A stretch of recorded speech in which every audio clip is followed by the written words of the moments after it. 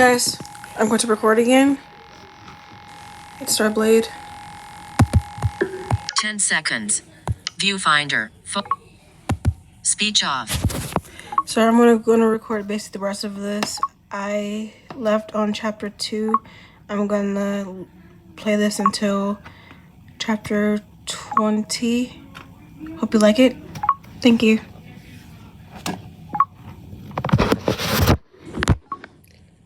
Alexa, go to chapter 2. Chapter 2. I reached up carefully so as not to get shot in the head and removed my comm. I tossed it to the floor, knowing if I did more, I might end up dead before I could figure out how to get out of this situation alive. The Dark Prince stood before me, his hair so black it almost appeared blue in the lights. Golden eyes stared at me, no emotion in their endless depths. He was the most beautiful thing I'd ever seen. Would ever see, since my life was about to be cut short prematurely. "Search her," he ordered. His voice had a slight brogue to it. My knees were kicked out from behind me, making me hit the floor ungracefully.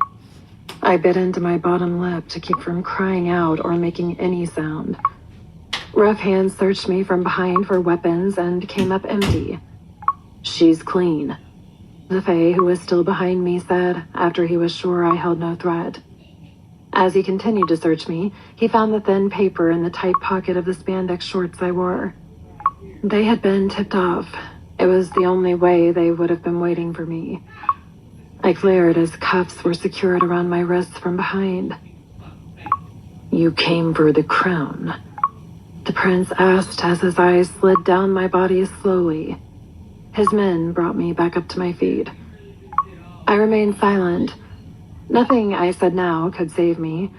I would never tell them why I was here or who I was with, and nothing on my person would give that away either. It was why I'd left all weapons at home. They could be traced back to the guild through serial numbers, and while I knew how to use them, I wasn't a big fan of guns. "Your silence will do you no good. Help yourself out, and I'll make your death quick. Remain silent, and I'll enjoy killing you slowly." He purred, closer to me than he had been seconds before. My eyes hadn't even caught the subtle movement. "I'm with housekeeping," I ground out, breathlessly, since he was now inches from me. "Take her to the chamber," he said to his men. To me, he whispered in my ear in a strange language I'd never heard before. An ancient language, that much I was sure of. Everything inside of me screamed against the pressure that was building as everything started shutting down like clockwork.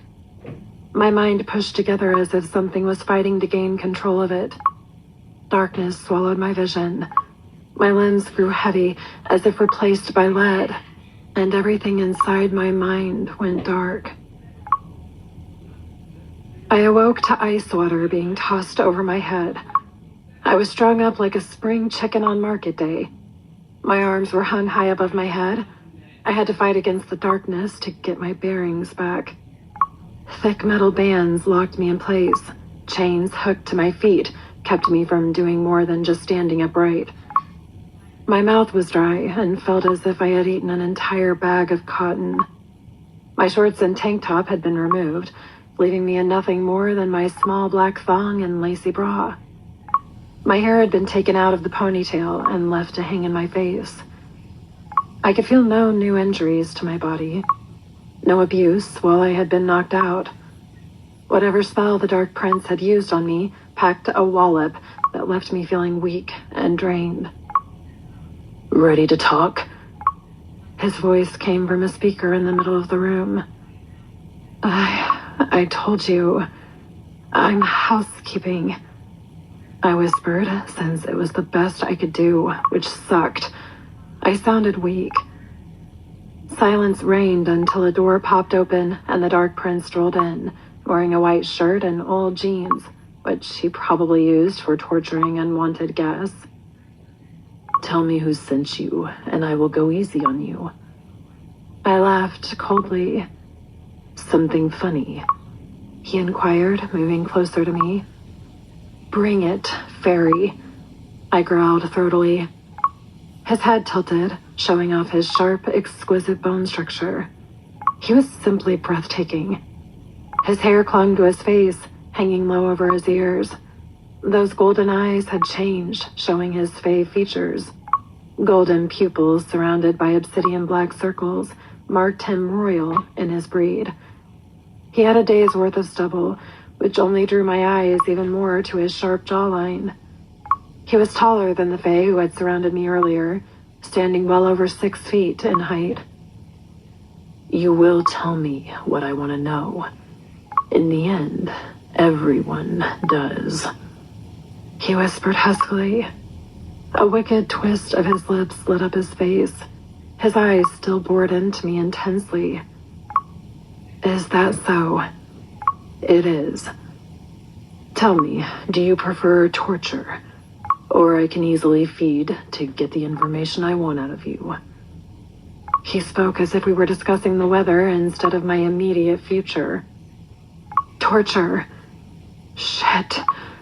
I realized my error as soon as I said it. Feeding it is." His hands reached out, smoothing down the lines of my body leisurely, seductively soft as he touched my flesh. His eyes never left mine. I inhaled slowly, waiting for the anger to take hold of me. With anger would come power. Only it never came. My body burned from his touch, awakening something inside of me I had thought would never come alive again. Lust. Oh, fucking hell. Wrong place and wrong guy. A smirk took hold of his full lips. His fingers traced elaborate patterns over my skin until they stopped at the lace of my panties. "I think I might actually enjoy this," he growled, ripping one of the thin sides from them, exposing the soft lines of my pelvis. "Bet you would," I scoffed, finally finding my voice. "I could take your emotions and make you think I am your god.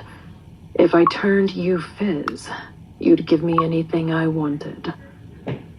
I blanched.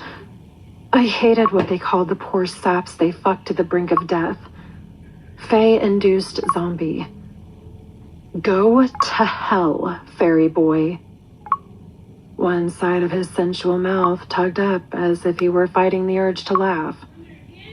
"I will show you how much of a man I am," he purred, placing his head too close to my face. "Oh, baby, don't hold back on me now," I said mockingly. "I never do," he whispered, letting his fingers move over my soft folds, making my body shudder violently in their wake. I struck without warning, slamming my face into his and crying out at the same time he did. I fought against the chains, knowing that pain was up next. I'd smashed his too sexy face. No way was he going to allow me to live now. Surprisingly, he seemed unaffected after a moment. I, on the other hand, had blood oozing down from my smashed nose. He stepped back, reaching slowly down to the bottom of the shirt he wore before pulling it up and over his head slowly. I flinched. He was ripped and looked like he had stepped from the cover of a men's fitness catalog. A solid six-pack formed his abs, disappearing under the rough jeans he wore. A thin trail of dark hair started below his navel, flowing in a seducing trail into the waistline of his jeans that hung loosely from his tapered hips. He was covered in Celtic brands that were similar in look to tattoos, but tattoos didn't move. His did. The door opened and another fae walked in. As he got closer, I saw he wasn't fae exactly. He was a demon. His skin was covered with brands similar to mine and Adam's, which were usually invisible to the eye, and if I invoked my own, they would glow and match his Celtic patterns. The Dark Prince didn't have a witch. No, he had a fucking demon. The demon was taller than the prince. His silver eyes swirled with black patterns that were common for his kind. His hair was long and straight and looked as soft as silk. It was the color of freshly poured ink. His forearms were covered in thick brands that I could tell flowed up and covered his neck, stopping just below his face. "Who do you work for?" The prince continued, his sharp eyes watching, searching for a weakness. "I work for your mother. She wants you to clean your bedroom," I quipped sarcastically. A silent shiver raced down my spine as I remembered his bedroom. I flinched as he held his hand up to touch my face. An earthly scent whirled through the room as cool waves touched me. The bleeding stopped by the time he lowered his hand. He ignored my taunts and nodded to the tall, exotic demon of his. A few minutes of awkward silence descended on the large, sterile room. I watched him from beneath my lashes. His glyphs were beautiful. Thick black Celtic markings covered a single shoulder, flowing gently onto his chest and down his side, further onto his back and out of sight. "I found something that might make you talk," he said, interrupting my thoughts. I was still trying to figure out what his brands meant when a familiar cry ripped from the hallway. My heart accelerated, my mouth going dry again, but this time with fear. Chandra and Adam were led inside the room, both bloodied from fighting for their lives. Angry tears pushed against my eyes as I met Adam's vibrant emerald stare. They were told to leave, to run, so why hadn't they? I pulled all emotion back from my features, sucking in air until I wanted to choke on it. Chandra's lip was swollen and bloodied, as if she'd been assaulted. They were pushed in together, and Adam was shoved to his knees in front of me. His shoulder-length black hair clung to his bronze face, his eyes begging me to forgive him. I wanted to scream at him. He should have been clear. If he'd done as I'd said, he would have been. I tried to buy them time with myself as a hostage. If I'd known he hadn't listened, I would have fought them. I lifted my gaze from Adam to Ryder, who was watching me closely and judging my reaction. He materialized a Ruger 9mm from thin air and cocked it before holding it to Adam's temple. "Talk, or he dies." A gun? Seriously, even I knew these guys didn't need guns to kill. So he had to be doing this so I could see the threat. I couldn't talk. It was part of my training. If Adam spoke of the guild or gave anything away, I would be killing him myself. It was part of the blood oath they made us take when we graduated. Our eyes met and held, his saying that it was okay, mine showing everything I felt. Frustration at not being able to help, anger for what was happening, pain for what I was losing. My closest friend. "Use the girl," his demon said when I refused to answer. Relief washed over me as Adam was spared from death and chained beside me in the other set of hanging manacles. Chandra was pushed in front of me and shoved to her knees the same way Adam had been. She was fairly new to the guild, and I didn't know her as well as I did Adam. I met and held Chandra's eyes, telling her I was sorry, but her eyes didn't hold remorse or regret. Deep malice sat smoldering in her hazel eyes. I almost choked on my tongue. I knew that look. Shit, she would talk. "My name is Chandra." She smiled coldly at me. "Shut up, Chandra." I growled in warning, making my voice sharp. "Screw you! I'm not dying here!" she cried.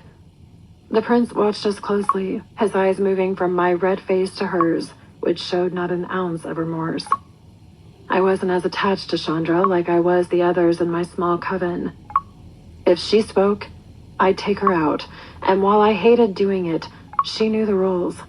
She'd taken the same oath I had, the one to protect our coven by every means. "Who does she work for?" Ryder gently asked Chandra. who looked only too Screen willing curtain. to give up who I was and why I had come. She's the... I closed my eyes, feeling a slight twinge of regret as I did the only thing I could to prevent her from pointing blame at the guild. She coughed violently as I sent my dark magic inside her with a whisper, seeking her lungs with thousands of needles that would stop air from entering them. Camera. It wouldn't be completely painless, but I was trying to make it Zero a clean people. death so she wouldn't suffer more than she had to. She cried out as blood exploded from her lungs, flowing Screen freely curtain from her on. lips seconds before she suffocated and collapsed to the floor with a soft thud. The Dark Prince watched with mock amusement on his hard, beautiful face, his golden eyes rising from her crumpled form to my face. I couldn't look away from Chandra. Screen curtain She had on. panicked and given me no other choice but Zero to take her people. life. She was dying slowly, drowning on blood that filled her lungs. Because of me. You killed her? He asked, surprised, but I ignored him.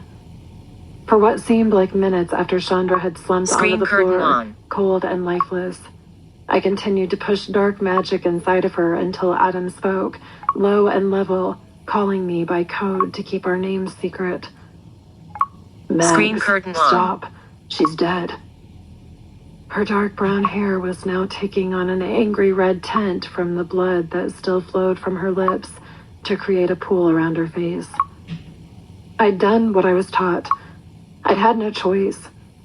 I kept telling myself this over and over inside my head as my heart rate increased. I'd killed her. Guilt crept up my spine. I hated killing, even Zero if I was people. good at it. To talk of the guild or to tell a mark who sent us was treason. If you got caught, you went silently to your death, as I would surely do now at the hands of this deadly fae. Mags, look at me, Adam said, gently but firmly. I raised my eyes, meeting his gentle green eyes. His hair was covered in perspiration and clung wildly to his face. His face showed no fear, no anger for the kill, only acceptance. Blood oath, Mags. You had no choice. It was a good kill. Painless. I choked on bile with each word. Hackett, keep her safe. I felt hot, angry tears push against my eyes again. Exusum, Chandra. I said the word, focusing as I pushed enough power into the words, drawing from the limited reserve I now had after pulling from dark magic. Smoke billowed from the body inches from my feet. Flames erupted from it, and the ferocious, awful smell of putrid flesh misted the air. I raised my eyes from Adam's Screen comforting curtain face on. to the Dark Prince's, and found him still watching me. Intense eyes met and held mine. A look of respect and awe entered them fleetingly before he turned to look at Adam. Zero people. He waved the gun away with a magician's flourish, placed his large hands on his hips, and shook his head, as if he Screen was trying curtain to on. piece together why I'd killed her. I coughed and choked on the smoke billowing up from her body. Flesh burning is something you never get used to, no matter how many times Screen you've smelled it curtain on. before. The smoke burned my eyes, causing water to rush from them. This was interesting, Zero Ryder people. said, stepping up to face Adam, who also hadn't taken his eyes from me. Mags, he whispered, placing all his love into his voice. Who is it you work for? Ryder asked Adam. Go to hell, fairy. He Screen growled, curtain still on. watching me. Ryder brought his fingers up to pinch the bridge of his nose in frustration. Shaking his head, he turned and looked directly at me, his eyes Zero taking in people. everything about me. He moved so slowly, I couldn't miss his intentions. Bring her down, Speech off. Kristen. Place her on the bed. I fought down the surge of panic that threatened to seize control of my brain with his words. He was Faye. He could seduce and feed on me until I told him everything. He could take away Screen my curtain mind on. and will with his skillful fingers, Speech leaving off. behind only a shell of who I was. The demon moved closer, his oily magic slithering over my skin, leaving me helpless against its deadly touch. The chains they had used must have been spelled with magic to keep me from escaping. Instead of undoing the chains, he released them from the hook, leaving me locked inside their manacles, unable to use blood magic. I exhaled, accepting the fate that was to come with a surprising calmness I shouldn't have felt. The bed looked more like an exam table from a doctor's office, with a simple white cloth draped over it. Like the room, the bed looked cold and sterile. Shivers raced to the fore, memories of another rape pushing against my temples, wanting to allow the fear I had locked up since I had been a child out to run rampant through my veins. As I moved slowly, methodically to the table, I looked around for anything I could use to get away from the Fae. However, they'd taken precautions and placed everything inside the room out of reach of the table. Adam cried out, not from pain, but from what was about to happen to me. I prayed he had the sense to look away and not watch what was about to happen. Being turned into a brainless, sex-induced corpse was not my preferred way to die, but it would be painless.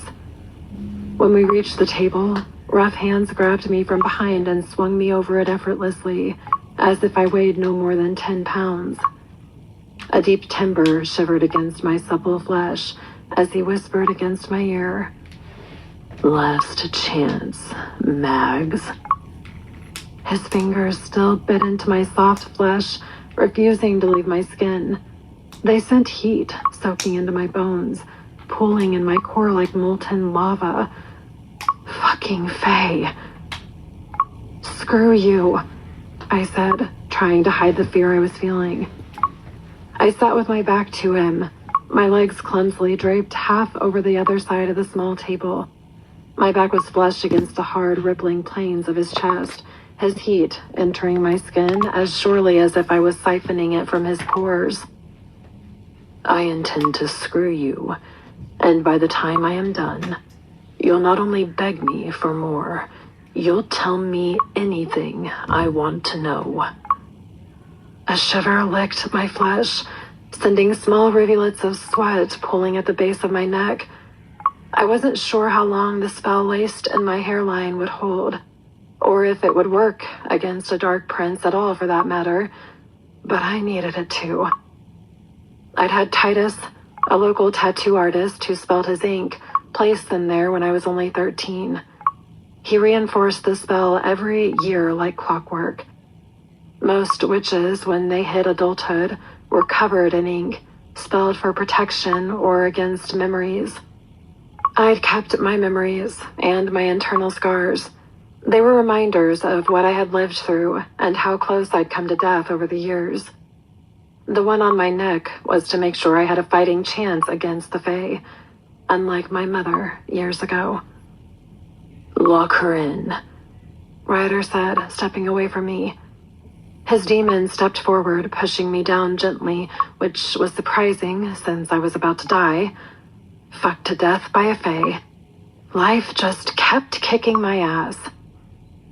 I held my breath as my arms were held above my head once more, this time flat, and then the metal chain was attached to a hook at the top of the bed. My feet were slipped into similar chains and locked in place. I turned my face to Adam when I was secured for the bastard Fae Prince. Tears ran down his cheeks. I felt for him, because if I started blabbing or gave a hint of who we were, I'd meet Chandra's fate at his hands. "You fucking bastard! Use me!" Adam roared, fighting against the chains that held him in place. Anger rolled from him in violent waves, mixed with despair. Zero "Mags, people. fight him, damn it!" I smiled sadly. He knew I had no chance against the Dark Prince. To the best of our knowledge, he was among the most powerful of the Fae.